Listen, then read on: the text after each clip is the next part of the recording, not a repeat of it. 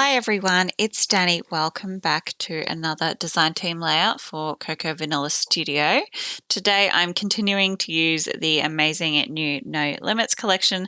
I have a couple of really cute photos of my son having built some of his little airplane models that he is obsessed with at the moment.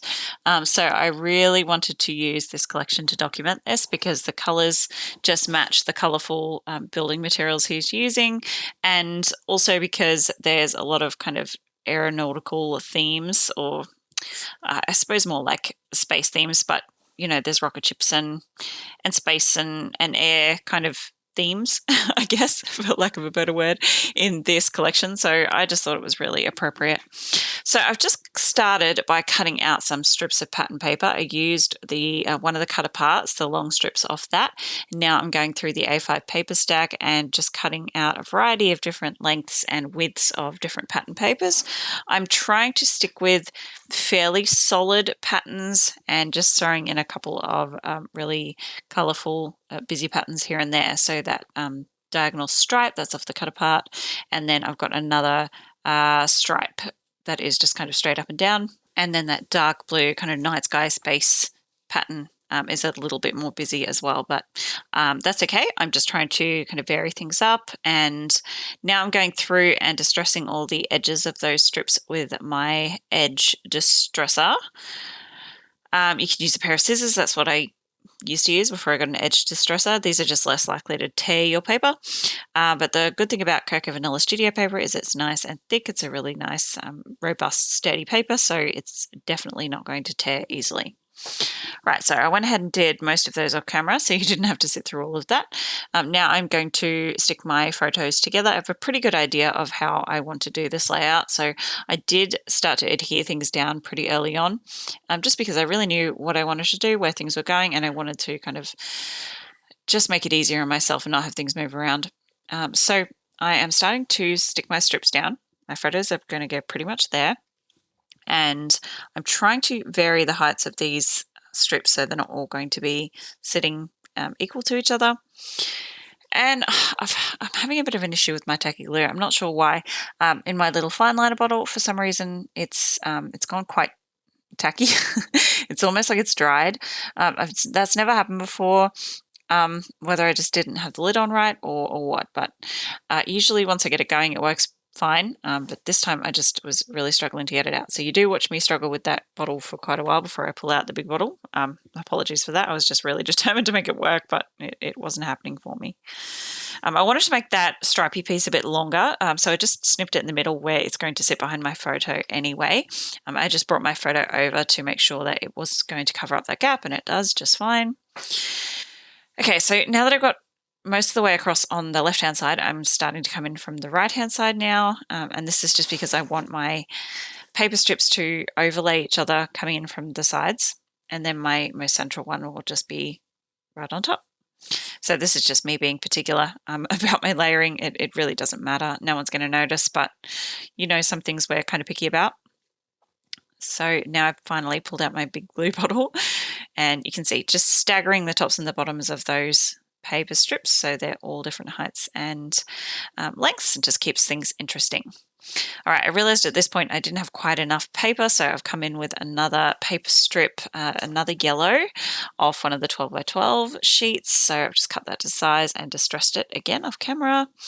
And now I'm adding just a couple of the little offcuts I had off to the sides because I had them there and I thought I may as well. So that diagonal stripe, and then I just wanted a bit more of that wood grain as well. So I pulled this one out, and I'll just distress that really quickly and glue it onto the right-hand side there. Lovely. All right, my photo is going to go pretty much right there. And now I'm pulling out a title. I use a nice big title. It takes up a lot of the space on the page. There's actually really minimal embellishment on this page, mainly because I have all those really busy pattern paper strips in the background, and they're all textured, so that adds even more interest. And I have that big title taking up a lot of space, so I really don't need to add a lot more once I've done that. So I'm just going to go ahead and stick down my photos with some double-sided tape, and now I'm adding on my title with some glue, quite a bit of glue. off to the side there, slightly overlapping my photos. And I'll come back into those, to the title. But first I want to add this little piece down here. I really loved it. It's a little rocket and it says unstoppable, which is definitely the case with my son. He's a force of nature. So now for my title, I'm just adding some white gel pen. This is the Uniball Signo Broad in white. It's just a really nice white gel pen. It doesn't tend to last too long. I do have to buy them pretty regularly, and they're not the cheapest, but they're really nice to write with. They work really well, and they're nice and opaque. So I'm just going ahead and adding some accents to those letters. This is totally something completely optional, something you only have to do if you really want to. I do it quite often. I just think it adds a little bit of a, unique element to your titles, something that you've added, hand-drawn. your own personal stamp. So now I'm adding a couple of accessory stickers. I like that banner that says life is good, and then I've just added a little tiny word sticker that says one of a kind, I think. Pretty sure that's what it says. All right, now this is really the only embellishing I'm going to do apart from those little extra stickers is some ink splatters. So I'm using the acrylic ink by Liquitex in, I want to say it's just black. No, it's called Carbon Black. So it's just the black Liquitex acrylic ink.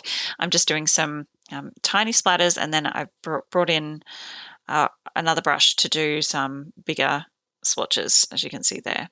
So just splattering those in 3 places. This is kind of in the place of having 3 embellishment clusters. I'm having 3 ink splatter clusters, I suppose. So just adding some of those bigger swatches there where I feel like they look nice. And then once I've finished that, I'm going to come in with my only real actual embelly pieces for this layout, and that is going to be some of these chipboard pieces. So 2 of those circles and then 1 star. I'm going to switch out that orange one for a blue one because I realized one of the other circles was orange. So there, the 3 chipboard bits, and then the rest are going to be the tiny puffies. So I'm just going to add 2 puffies to each of those clusters to make a group of 3 in each place for my visual triangle. And that's going to be my layout finished. So actually really quite simple and quick, but it adds a lot of bang and impact on the page. Thank you for joining me. I'll see you next time. Bye, guys.